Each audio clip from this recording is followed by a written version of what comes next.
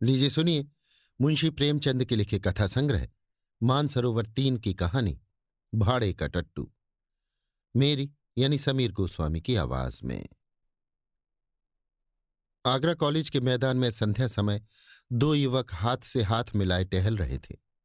एक का नाम यशवंत था, दूसरे का रमेश। यशवंत डील डॉल का ऊंचा और बलिष्ठ था। उसके मुख पर संयम और स्वास्थ्य की कांति झलकती थी। रमेश छोटे कद और इकहरे बदन का तेजहीन और दुर्बल आदमी था। दोनों में किसी विषय पर बहस हो रही थी। यशवंत ने कहा, मैं आत्मा के आगे धन का कुछ मूल्य नहीं समझता।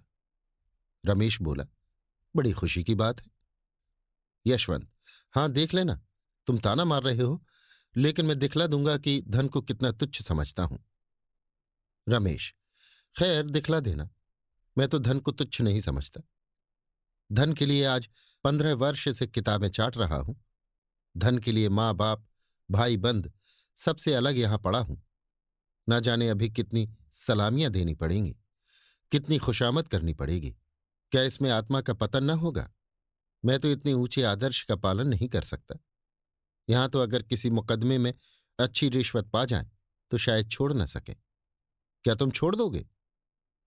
यशवंत, मैं उसकी ओर आंख उठाकर भी न देखूंगा, और मुझे विश्वास है कि तुम जितने नीच बनते हो उतने नहीं हो। रमेश, मैं उससे कहीं नीच हूं, जितना कहता हूं। यशवंत, मुझे तो यकीन नहीं आता कि स्वार्थ के लिए तुम किसी को नुकसान पहुंचा सकोगे।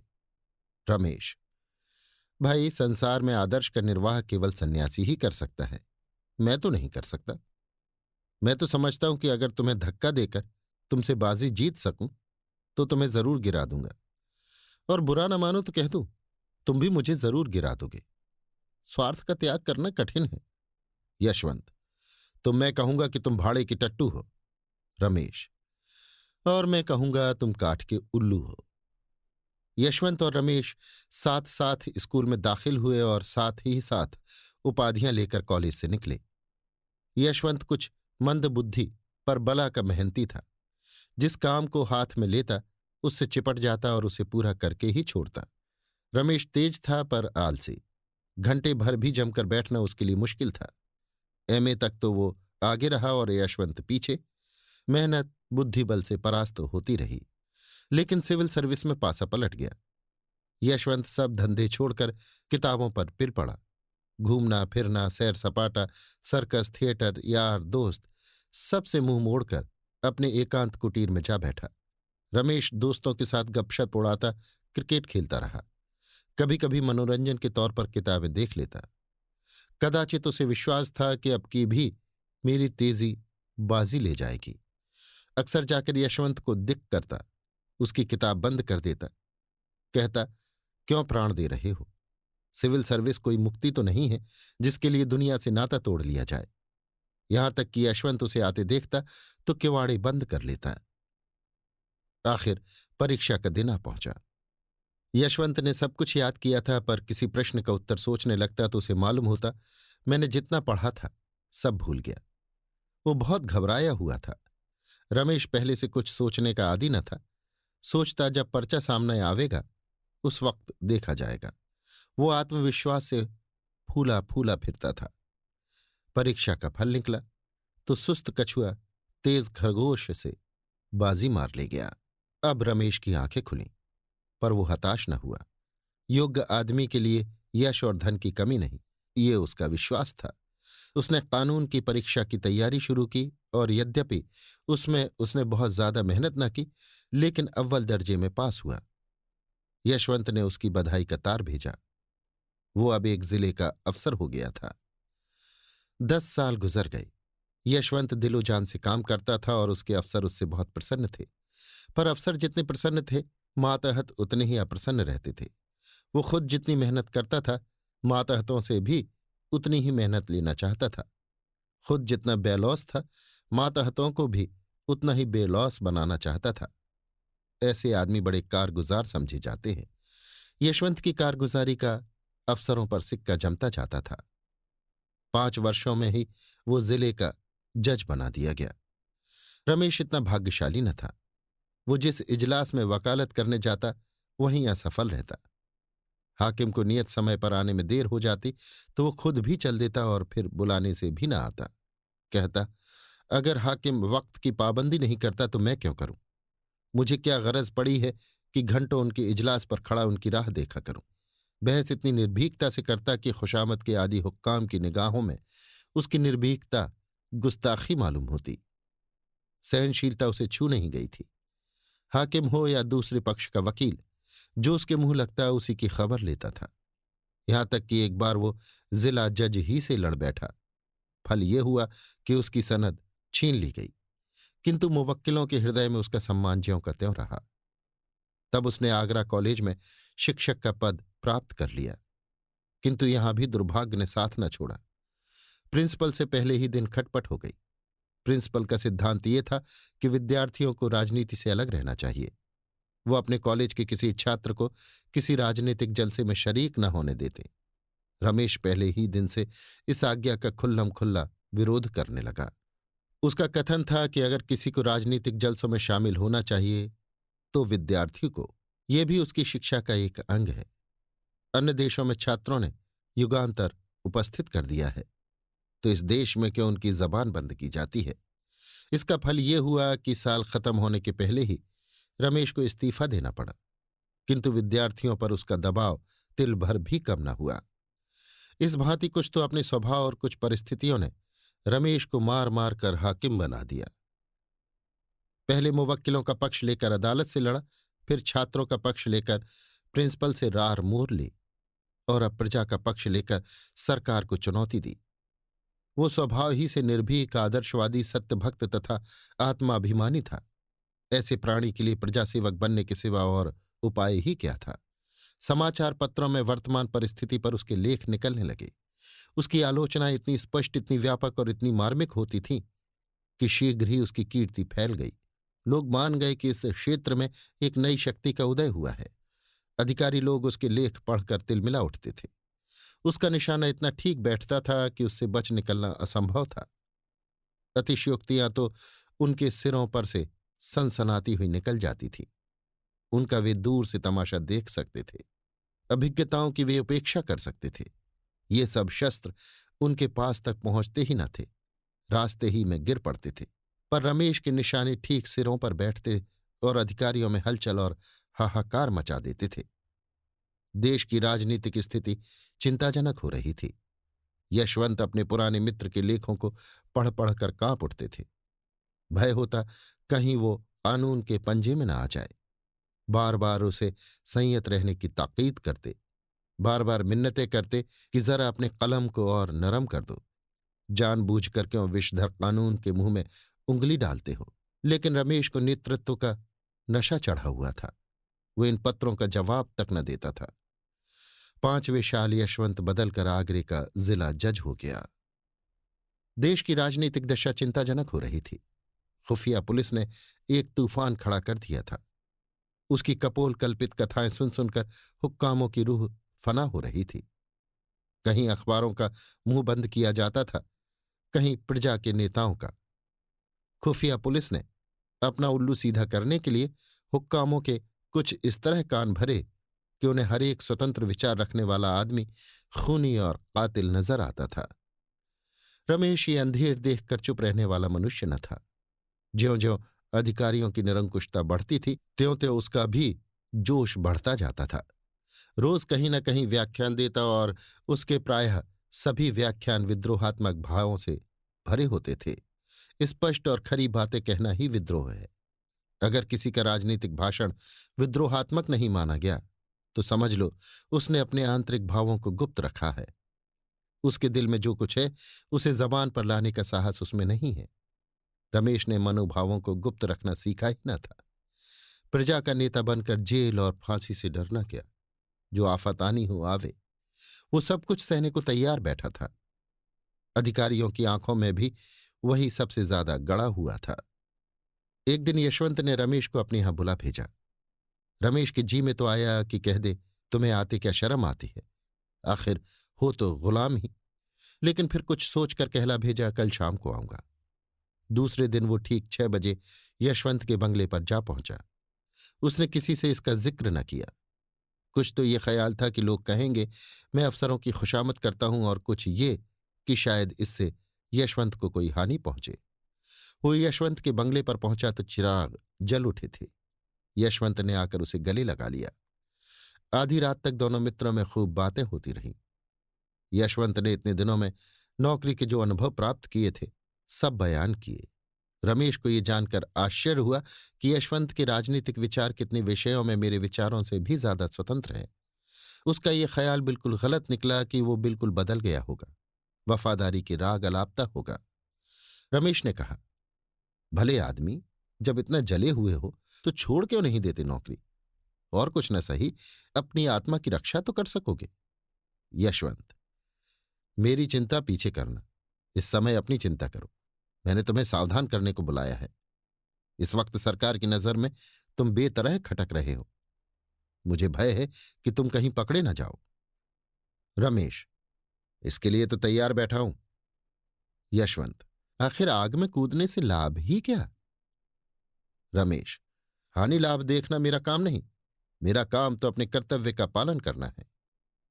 यशवंत, हठी तो तुम सदा के हो, मगर मौका नाजुक है। संभले रहना ही अच्छा है। अगर मैं देखता कि जनता में वास्तविक जागृति है तो तुमसे पहले मैदान में आता, पर जब देखता हूं कि अपने ही मरे स्वर्ग देखना है तो आगे कदम रखने की हिम्मत नहीं पड़ती। दोनों दोस्तों ने देर तक बातें की। कॉलेज के दिन याद आए। सहपाठियों के लिए कॉलेज की पुरानी स्मृतियां मनोरंजन और हास्य का अविरल स्रोत हुआ करती हैं। अध्यापकों पर आलोचनाएं हुई। कौन कौन साथी क्या कर रहा है इसकी चर्चा हुई। बिल्कुल यही मालूम होता था कि दोनों अब भी कॉलेज के छात्र हैं। गंभीरता नाम को भी न थी। रात ज्यादा हो गई। भोजन करते करते 1 बज गया। यशवंत ने कहा, अब कहाँ जाओगे? यहीं सो रहो और बातें। तुम तो कभी आते भी नहीं। रमेश तो रमते जोगी थे ही। खाना खाकर बातें करते करते सो गए। नींद खुली तो 9 बज गए थे। यशवंत सामने खड़े मुस्कुरा रहे थे। इसी रात को आगरे में भयंकर डाका पड़ गया। रमेश 10 बजे घर पहुंचे तो देखा पुलिस ने उनका मकान घेर रखा है। इन्हें देखते ही अफसर ने वारंट दिखाया। तुरंत घर की तलाशी होने लगी। मालूम नहीं क्यों कर रमेश के मेज की दराज में एक पिस्तौल निकल आया। फिर क्या था, हाथों में हथकड़ी पड़ गई। अब किसे उनके डाके में शरीक होने से इनकार हो सकता था? और भी कितने ही आदमियों पर आफत आई। सभी प्रमुख नेता चुन लिए गए। मुकदमा चलने लगा। औरों की बात तो ईश्वर जाने, पर रमेश निरपराध था। इसका उसके पास ऐसा प्रबल प्रमाण था जिसकी सत्यता से किसी को इनकार न हो सकता था। पर क्या वो इस प्रमाण का उपयोग कर सकता था? रमेश ने सोचा, यशवंत स्वयं मेरे वकील द्वारा सफाई के गवाहों में अपना नाम लिखाने का प्रस्ताव करेगा। मुझे निर्दोष जानते हुए वो कभी मुझे जेल न जाने देगा। वो इतना हृदय शून्य नहीं है। लेकिन दिन गुजरते जाते थे और यशवंत की ओर से इस प्रकार का कोई प्रस्ताव न होता था, और रमेश खुद संकोचवश उसका नाम लिखाते हुए डरते थे। न जाने इसमें उसे क्या बाधा हो। अपनी रक्षा के लिए वो उसे संकट में न डालना चाहते थे। यशवंत हृदय शून्य न थे, भाव शून्य न थे, लेकिन कर्म शून्य अवश्य थे। उन्हें अपने परम मित्र को निर्दोष मारे जाते देखकर दुख होता था। कभी कभी रो पड़ते थे, पर इतना साहस न होता था कि सफाई देकर उसे छुड़ा लें। न जाने अफसरों को क्या ख्याल हो, कहीं ये न समझने लगें कि मैं भी षड्यंत्रकारियों से सहानुभूति रखता हूं। मेरा भी उनके साथ कुछ संपर्क है। ये मेरे हिंदुस्तानी होने का दंड है। जानकर जहर निगलना पड़ रहा है। पुलिस ने अफसरों पर इतना आतंक जमा दिया है कि चाहे मेरी शहादत से रमेश छूट भी जाए, खुल्लम खुल्ला मुझ पर अविश्वास न किया जाए, पर दिलों से ये संदेह क्यों कर दूर होगा कि मैंने केवल एक स्वदेश बंधु को छुड़ाने के लिए झूठी गवाही दी। और बंधु भी कौन, जिस पर राजविद्रोह का अभियोग है। इसी विचार में 1 महीना गुजर गया। उधर मजिस्ट्रेट ने ये मुकदमा यशवंत ही के इजलास में भेज दिया। डाके में कई खून हो गए थे और मजिस्ट्रेट को उतनी कड़ी सजाएं देने का अधिकार न था जितनी उसके विचार में दी जानी चाहिए थी। यशवंत अब बड़े संकट में पड़ा। उसने छुट्टी लेनी चाहिए, लेकिन मंजूर न हुई। सिविल सर्जन अंग्रेज था, इस वजह से उसकी सनद लेने की हिम्मत न पड़ी। बला सिर पर आ पड़ी थी और उससे बचने का कोई उपाय न सूझता था। भाग्य की कुटिल क्रीड़ा देखिए। साथ खेले और साथ पढ़े हुए दो मित्र एक दूसरे के सम्मुख खड़े थे। केवल एक कटघरे का अंतर था, पर एक की जान दूसरे की मुट्ठी में थी। दोनों की आंखें कभी चार न होती, दोनों सिर नीचा किए रहते थे। यद्यपि यशवंत न्याय के पद पर था और रमेश मुलजिम, लेकिन यथार्थ में दशा इसकी प्रतिकूल थी। यशवंत की आत्मा लज्जा, ग्लानि और मानसिक पीड़ा से तड़पती थी और रमेश का मुख निर्दोषता के प्रकाश से चमकता रहता था। दोनों मित्रों में कितना अंतर था! एक कितना उदार था, दूसरा कितना स्वार्थी। रमेश चाहता तो भरी अदालत में उस रात की बात कह देता, लेकिन यशवंत जानता था रमेश फांसी से बचने के लिए भी उस प्रमाण का आश्रय न लेगा जिसे मैं गुप्त रखना चाहता हूं। जब तक मुकदमे की पेशियां होती रहीं, तब तक यशवंत को असह्य मर्म वेदना होती रही। उसकी आत्मा और स्वार्थ में नित्य संग्राम होता रहता था। पर फैसले के दिन तो उसकी वही दशा हो रही थी जो किसी खून के अपराधी की हो। इजलास पर जाने की हिम्मत न पड़ती थी। वो 3 बजे कचहरी पहुंचा। मुलजिम अपना भाग्य निर्णय सुनने को तैयार खड़े थे। रमेश भी आज रोज से ज्यादा उदास था। उसके जीवन संग्राम में वो अवसर आ गया था जब उसका सिर तलवार की धार के नीचे होगा। अब तक भय सूक्ष्म रूप में था, आज उसने स्थूल रूप धारण कर लिया था। यशवंत ने दृढ़ स्वर में फैसला सुनाया। जब उसके मुख से ये शब्द निकले कि रमेश चंद्र को 7 वर्ष कठिन कारावास, तो उसका गला रुंध गया।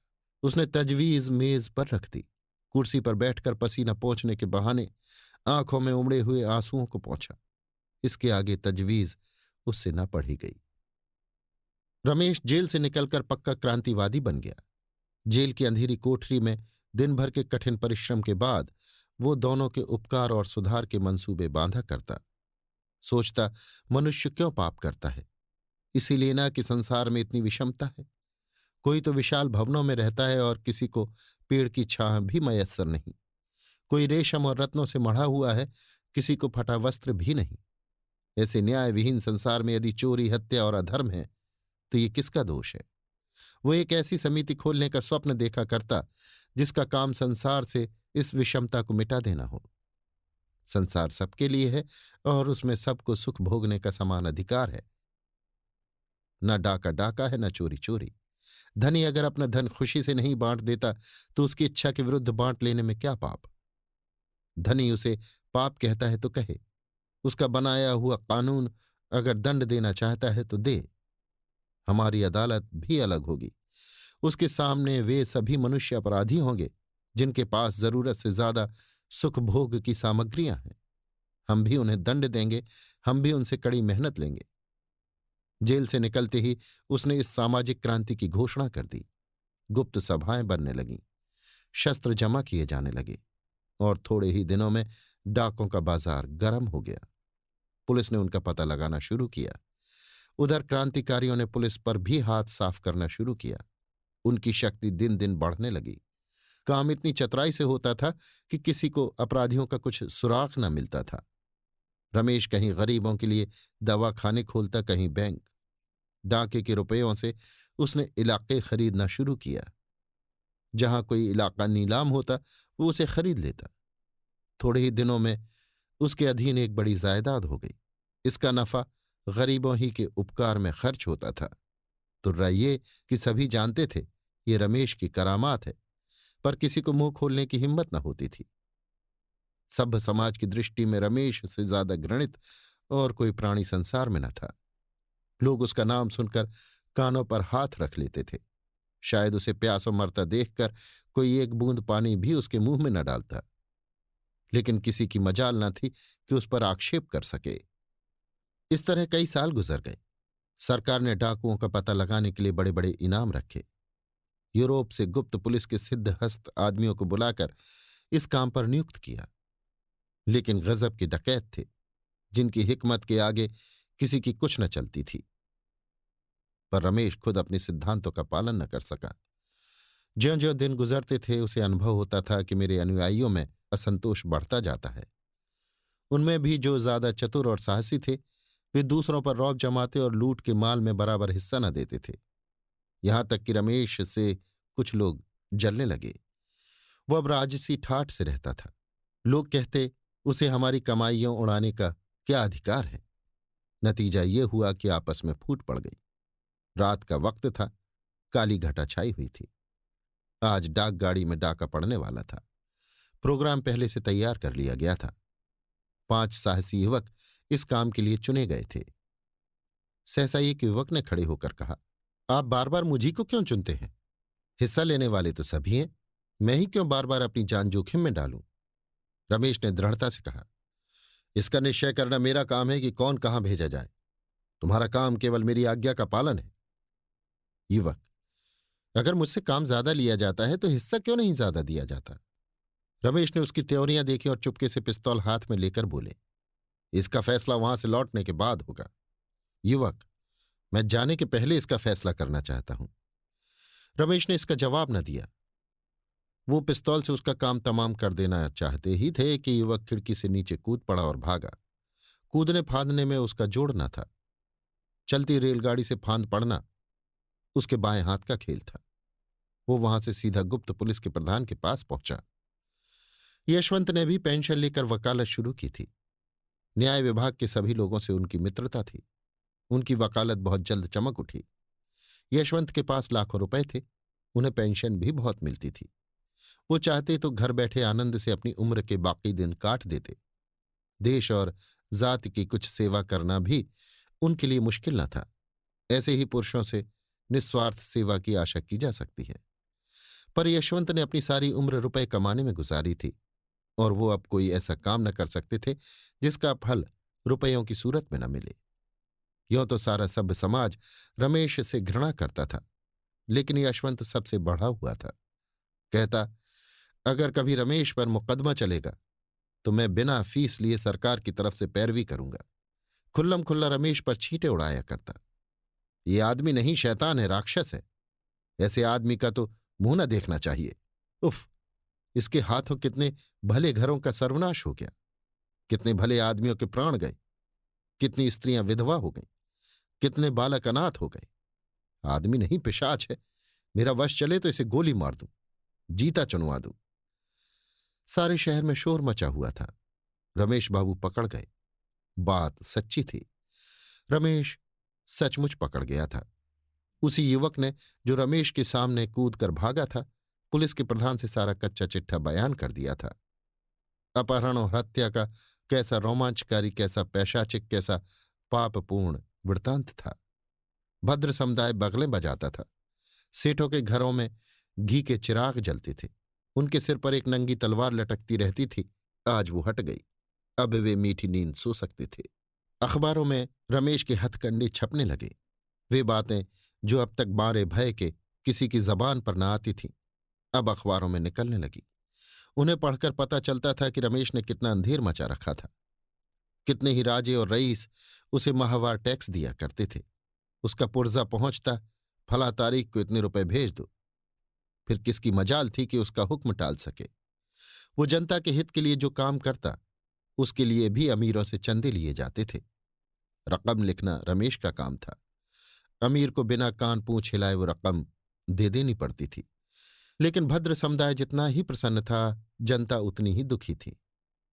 अब कौन पुलिस वालों के अत्याचार से उनकी रक्षा करेगा?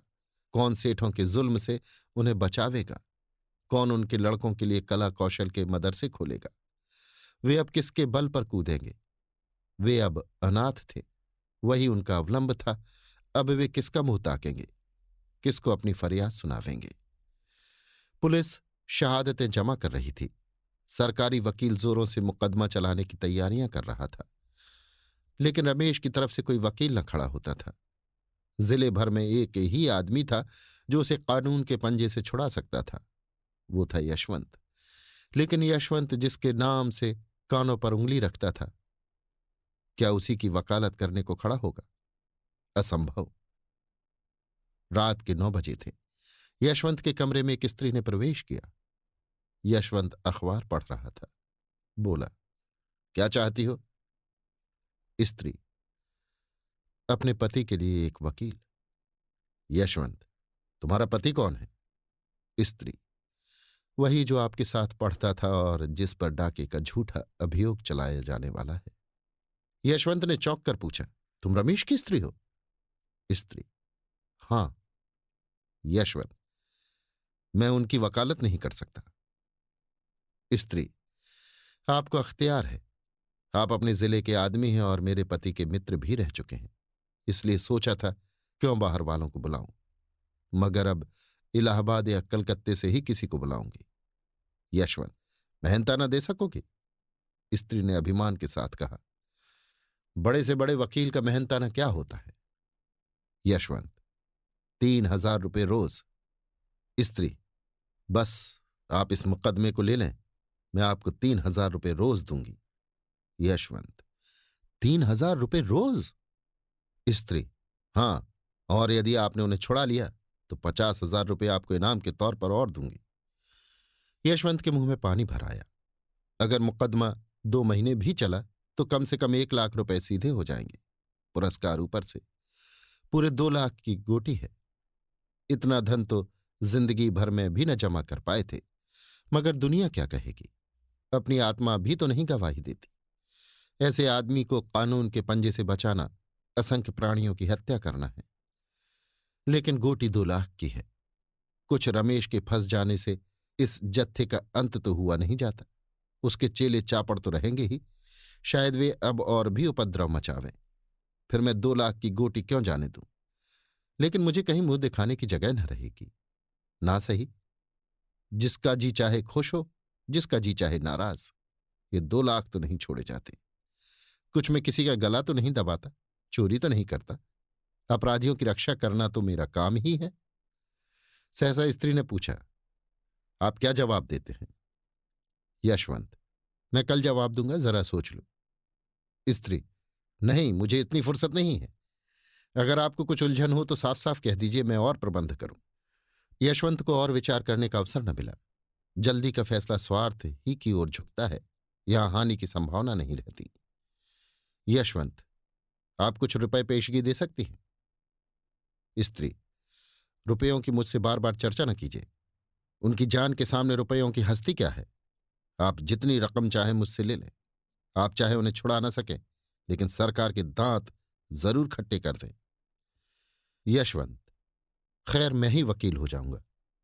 कुछ पुरानी दोस्ती का निर्वाह भी तो करना चाहिए। पुलिस ने एड़ी चोटी का जोर लगाया, सैकड़ों शहादतें पेश की। मुखबिर ने तो पूरी गाथा ही सुना दी, लेकिन यशवंत ने कुछ ऐसी दलीलें की, शहादतों को कुछ इस तरह झूठा सिद्ध किया और मुखबिर की कुछ ऐसी खबर ली कि रमेश बेदाग छूट गए। उन पर कोई अपराध न सिद्ध हो सका। यशवंत जैसे संयत और विचारशील वकील का उनके पक्ष में खड़े हो जाना ही इसका प्रमाण था कि सरकार ने गलती की। संध्या का समय था। रमेश के द्वार पर शामियाना तना हुआ था। गरीबों को भोजन कराया जा रहा था। मित्रों की दावत हो रही थी। ये रमेश के छूटने का उत्सव था। यशवंत को चारों ओर से धन्यवाद मिल रहे थे। रमेश को बधाइयां दी जा रही थीं। यशवंत बार बार रमेश से बोलना चाहता था, लेकिन रमेश उसकी ओर से मुंह फेर लेते थे। अब तक उन दोनों में एक बात भी न हुई थी। आखिर यशवंत ने एक बार झुंझलाकर कहा, तुम तो मुझसे इस तरह ऐठे हुए हो मानो मैंने तुम्हारे साथ कोई बुराई की है। रमेश, और आप क्या समझते हैं कि मेरे साथ भलाई की है? पहले आपने मेरे इस लोक का सर्वनाश किया था, अब की परलोक का किया। पहले न्याय किया होता तो मेरी जिंदगी सुधर जाती, और अब जेल जाने देते तो आकबत बन जाती। यशवंत, ये तो ना कहोगे कि मुझे इस मामले में कितने साहस से काम लेना पड़ा? रमेश, आपने साहस से काम नहीं लिया, स्वार्थ से काम लिया। आप अपने स्वार्थ के भक्त हैं। मैं तो आपको भाड़े का टट्टू समझता हूं। मैंने अपने जीवन का बहुत दुरुपयोग किया, लेकिन उसे आपके जीवन से बदलने को किसी दशा में भी तैयार नहीं हूं। आप मुझसे धन्यवाद की आशा न रखें। अभी आप सुन रहे थे मुंशी प्रेमचंद के लिखे कथा संग्रह मानसरोवर 3 की कहानी भाड़े का टट्टू, मेरी यानी समीर गोस्वामी की आवाज में।